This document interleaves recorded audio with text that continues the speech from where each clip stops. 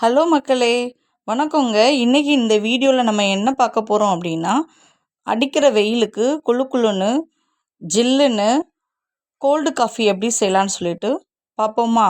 அதுக்கு முன்னாடி இன்றைக்கி தான் நம்ம சேனலை பார்க்குறீங்க அப்படின்னா மறக்காமல் சப்ஸ்கிரைப் பண்ணிக்கோங்க. கூடவே பக்கத்தில் இருக்கிற பெல் ஐக்கானையும் கிளிக் பண்ணிக்கோங்க. அப்போ தான் நான் போடுற அடுத்தடுத்த வீடியோஸ் எல்லாமே உங்களுக்கு நோட்டிஃபிகேஷனாக வரும்.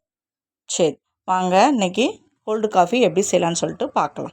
ஃபஸ்ட்டு ஒரு மிக்ஸி ஜாரை எடுத்துக்கோங்க. காய்ச்சின பால் இல்லாட்டி காய்ச்சாத பால் எதுனாலும் ஓகே தான்.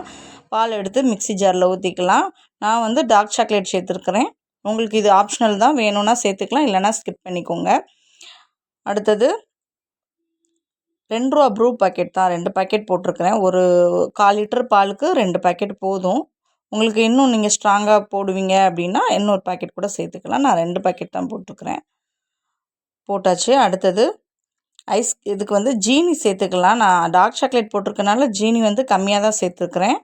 நீங்கள் சாக்லேட் போடலன்னா சுகர் வந்து எக்ஸ்ட்ரா போட்டுக்கோங்க. அடுத்தது ஐஸ் க்யூப் போட்டு நல்லா மிக்சியில் அடித்தாச்சு. நல்லா க்ரீமியாக இருக்குது பார்க்குறதுக்கேவும். அவ்வளோதான், டக்குன்னு ரெடி ஆகிட்டு.